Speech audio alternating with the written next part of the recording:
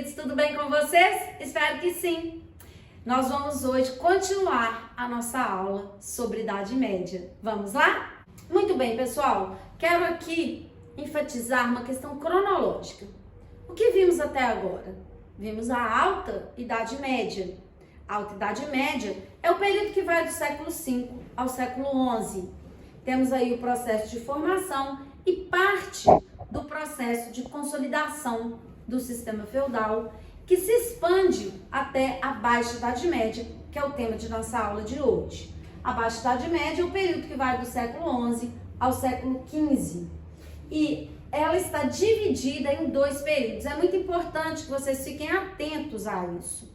A Baixa Idade Média, então, dentro dela temos dois períodos.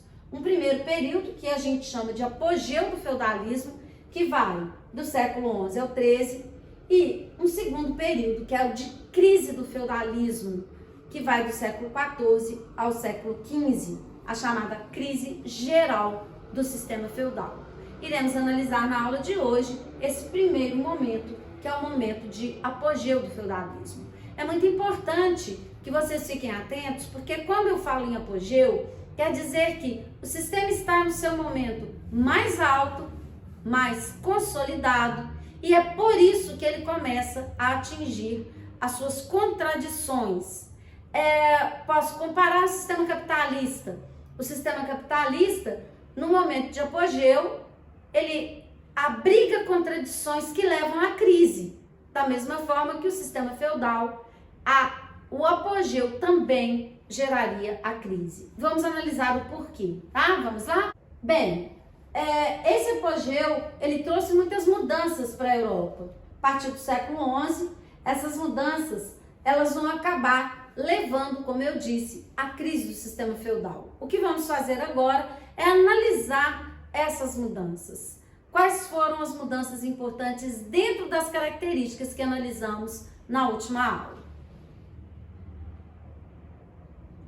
Uma primeira mudança muito importante foram as inovações técnicas. O que vai acontecer? No século XI, prestem bem atenção no que eu vou explicar agora. No século XI, ocorreu o fim das invasões bárbaras. Nós temos duas levas de invasões. Acompanhem comigo aqui. A primeira leva de invasões ocorre nos séculos V e VI. Essa invasão são as invasões...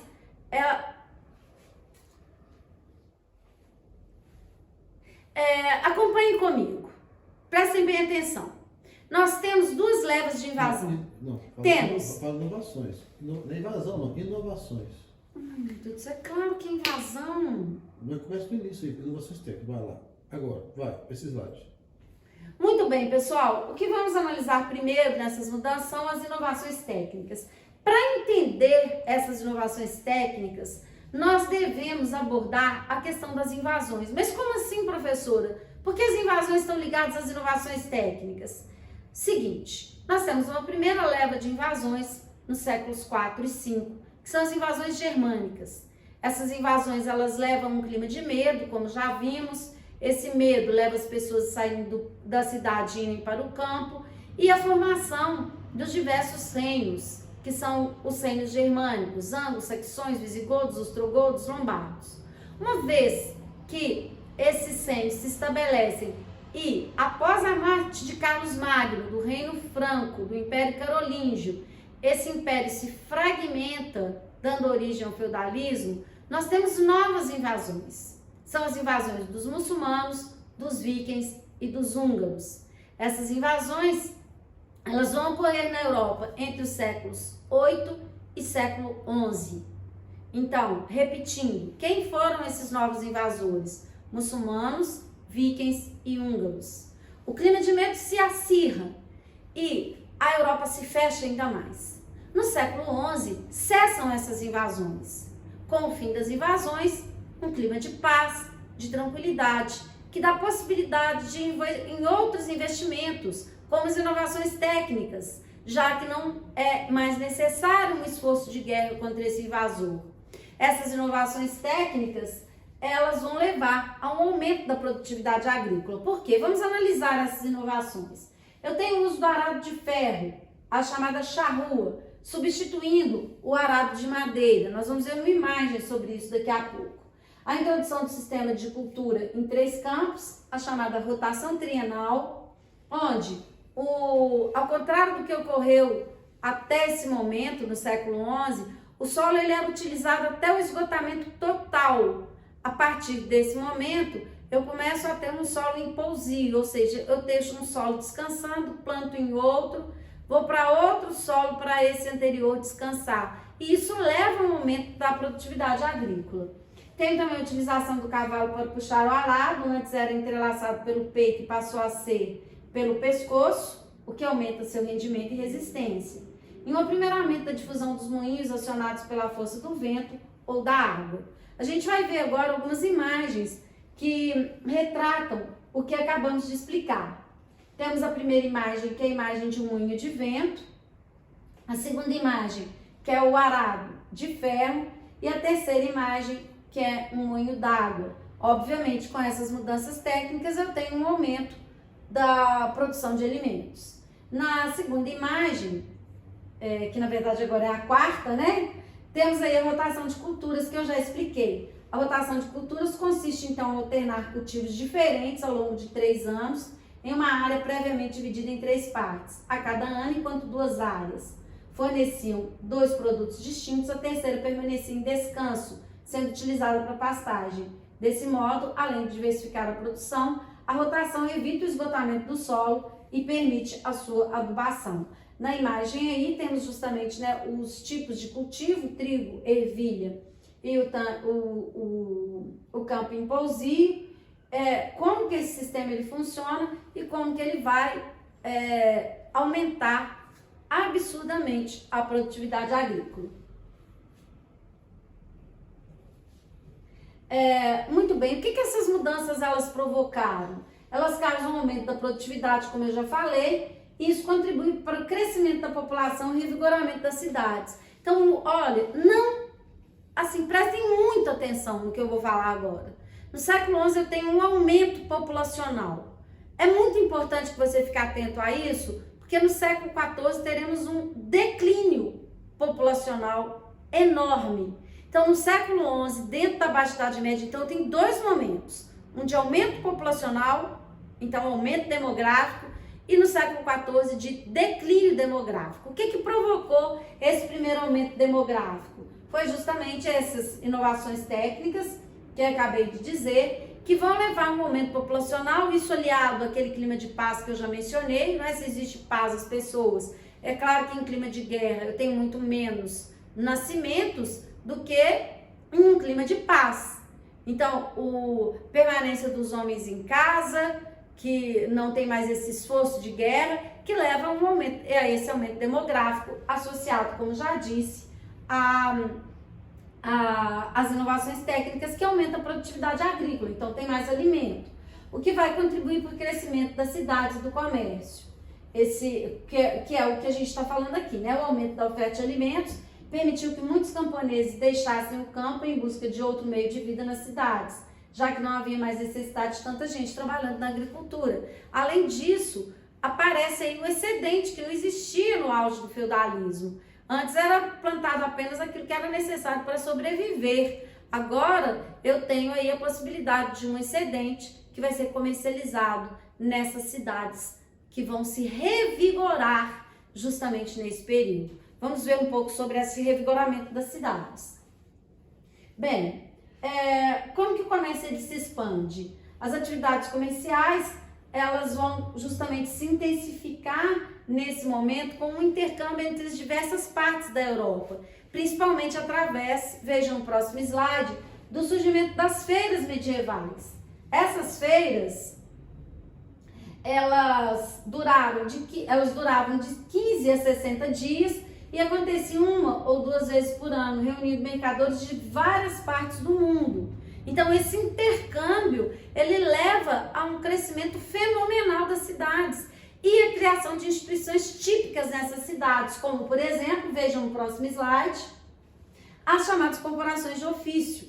Essas corporações de ofício, também chamadas, atenção aqui, hein, pessoal, guildas ou mesteirais, eram associações que surgiram na Idade Média a partir do século XII para regulamentar as profissões e o processo produtivo artesanal nas cidades. Essas unidades de produção artesanal eram marcadas pela hierarquia, mestre, oficial e aprendiz, e pelo controle da técnica de produção das mercadorias pelo produtor.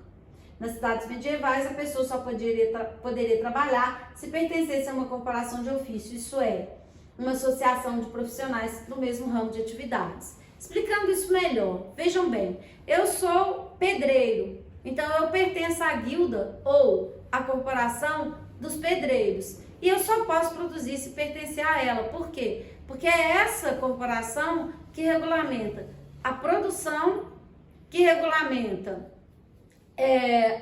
o preço e a venda dos produtos. E elas são regidas pelo princípio do justo preço. O que é o justo preço? Eu só posso cobrar pela mercadoria aquilo que eu investi de mão de obra, o meu trabalho e a matéria-prima. Não existe aqui ainda, e não adianta vocês tentarem analisar pela nossa mentalidade capitalista essa noção do lucro. Por quê? Ninguém produzia para ter lucro. Ah, professora, mas então para que eu vou produzir se eu não vou ganhar nada? Eu ganho pela minha mão de obra. O sistema capitalista, ao explorar a mão de obra de outra pessoa, é que vai ter o lucro gerado, que é a questão analisada mais tarde pelo marxismo, que é a questão da mais-valia. Aqui não temos ainda essa noção. Então, todo o sistema dentro das corporações, ele é um sistema altamente controlado pela ideia de justo preço, que é uma regulamentação religiosa, já que, como já analisamos, é um período pautado aí pela mentalidade teocêntrica, pela mentalidade religiosa imposta pela Igreja Católica. Temos aí, em decorrência de tudo isso, o surgimento de um novo grupo social nesse cenário, importantíssimo, que é a burguesia. Entendendo um pouco melhor, o termo burguesia foi utilizado para denominar moradores do burgo, ou seja, o local próximo às muralhas fortificadas, ao redor de palácios e mosteiros. Esses burgos, eles surgem ao redor dos feudos, na verdade, e dependentes dele. Então, essa população que vivia nesses burgos, ela é chamada de burguesia. Mas de onde surgiu esse povo? Então já surge um burguês adulto do nada? Não. A burguesia ela tem algumas origens. Quais são as origens da burguesia? Vamos analisar. Vejam bem, já existia uma população nas cidades, que principalmente composta por judeus que não podiam ter terras. São os mercadores. Esses judeus mercadores, eles iriam compor esse novo grupo, a burguesia. Tem também os artesãos das corporações de ofício. À medida que as corporações elas foram se desenvolvendo, esses artesãos também, alguns deles, aqueles que se destacaram mais, se transformaram em burgueses. E alguns servos, aqueles servos que foram à cidade com o aparecimento do excedente agrícola, alguns poucos que conseguiram vender mais, também se transformaram nesse novo grupo social, a burguesia. Então, como já dissemos, a palavra burguesia deriva desse burgo, que é um modelo de pequena cidade, formada, como eu acabei de explicar, por comerciantes e artesãos, e esses burgos, eles pagavam taxas para o senhor feudal para existir. À medida que esses burgos eles vão ficando mais importantes, eles se tornam uma comuna. O que é uma comuna? É um burgo emancipado do domínio feudal. É nesse momento e progressivamente que vai ocorrendo a cisão entre cidade e campo, como a gente conhece hoje. Se a cidade estava unida ao campo, a partir do desenvolvimento comercial, a cidade se emancipa do campo através da compra. O documento que dava liberdade às cidades eram as chamadas cartas de franquia. Os burgueses compravam essas cartas de franquia dos senhores feudais. Então, o que o senhor feudal preferia? Ele concedia liberdade à cidade em troca de quê? De dinheiro. Ah, mas não existia moeda sendo usada correntemente. Essa é uma outra grande mudança aí. A moeda, ela passa a ser usada de forma cada vez mais constante à medida que o comércio cresce. E aí surgem também o intercâmbio comercial e os próprios bancos. Olha só, uma curiosidade, prestem atenção. O burguês que assentava no banquinho, banco físico, tá? O banco igual o banco da sua casa. ele fazia a troca das moedas para os burgueses entrarem nos feudos. Então, esse feudo aqui usa essa moeda. Então, o burguês que está sentado no banquinho, ele troca a moeda que aquele burguês tem pela do feudo que ele vai entrar. É a origem dos bancos atuais. Do que a gente está falando? De câmbio, troca de moeda. Então, toda a origem do sistema feudal, ela se encontra, toda a origem do sistema capitalista, ela se encontra aqui. Interessante isso, não é? Então, vamos entender um pouco mais essa questão.